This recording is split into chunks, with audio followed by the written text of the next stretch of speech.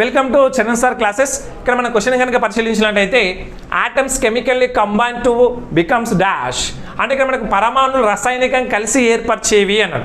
ఇక్కడ మనకు వచ్చేసి ఏంటంటే ఇక్కడ ఒకటి బాగా గుర్తుపెట్టు ఆప్షన్ సిప్స్ అణువులు అని ఇచ్చిండు, మూలకం అని ఇచ్చిండు, మూలకం మరియు మిశ్రమము అని ఇచ్చిండు, అదేవిధంగా మిశ్రమం అని ఇచ్చేసిండు. అంటే డిఎస్ స్టూడెంట్స్ ఒకటి బాగా హింటుకు బాగా గుర్తుపెట్టుకో తమ్మి చిడితల్లి, ఒకటి బాగా గుర్తుపెట్టుకో. అది ఏంటిదంటే సో ఇగో చూడండి ఇది పదార్థం అనుకోండి నాన్న, ఓకేనా. ఇగో ఇవన్నీ కూడా మనకు వచ్చేసి ఏంటంటే అణువులు అనుకోండి, ఇవన్నీ కూడా మనకు వచ్చేసి అణువులు అనుకోండి. ఈ అణువు లోపల ఏముంటాయి నాన్న, ఇక్కడ మనకు వచ్చేసి ఏంటంటే పరమాణువులు ఉంటాయి, అణువు లోపల పరమాణువులు ఉంటాయి. ఇదేంటంటే ఇది వచ్చేసి మనకు పదార్థం, ఓకేనా, పదార్థం అనుకోండి. సో అదేవిధంగా ఇది వచ్చేసి మనం ఏమని చెప్తున్నాం అంటే అణువు అనుకోండి, ఓకేనా. సో ఇది వచ్చేసి ఏంటంటే ఇక్కడ లోపల ఉన్నాయి చిన్న చిన్న కణాలు ఉన్నాయి కదా, ఇవి వచ్చేసి ఏంటంటే మనం ఏమని చెప్పాలంటే పరమాణువులుగా చెప్పాలి, పరమాణువులుగా మనం చెప్పుకుంటాం. ఓకే, బాగానే ఉంది. మరి ఇక్కడ బాగా గమనించినట్లయితే ఇక్కడ మనకు వచ్చేసి ఏమిచ్చిండు, పరమాణువులు రసాయనికంగా కలిసి ఏమి ఏర్పరుస్తారు. మరి ఇక్కడ మనకు వచ్చేసి పరమాణుల కలయిక వల్ల అణువు అనేది ఏర్పడుతుంది. కాబట్టి ఆన్సర్ వచ్చేసి ఏమైతేనా ఫస్ట్ వన్ ఆన్సర్ అనేది రైట్ ఆన్సర్ అవుతుంది.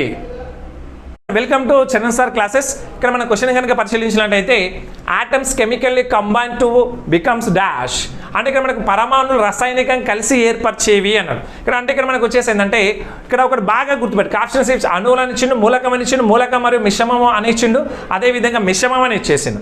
అంటే డిఎస్ స్టూడెంట్స్ ఒకటి బాగా హింటుకు బాగా గుర్తుపెట్టుకో తమ్మి చిడితల్లి, ఒకటి బాగా గుర్తుపెట్టుకో. అది ఏంటిదంటే సో ఇగో చూడండి ఇది పదార్థం అనుకోండి నాన్న, ఓకేనా. ఇగో ఇవన్నీ కూడా మనకు వచ్చేసి ఏంటంటే అణువులు అనుకోండి, ఇవన్నీ కూడా మనకు వచ్చేసి అణువులు అనుకోండి. ఈ అణువు లోపల ఏముంటాయి నాన్న, ఇక్కడ మనకు వచ్చేసి ఏంటంటే పరమాణువులు ఉంటాయి, అణువు లోపల పరమాణువులు ఉంటాయి. ఇదేంటంటే ఇది వచ్చేసి మనకు పదార్థం, ఓకేనా, పదార్థం అనుకోండి. సో అదేవిధంగా ఇది వచ్చేసి మనం ఏమని చెప్తున్నాం అంటే అణువు అనుకోండి, ఓకేనా.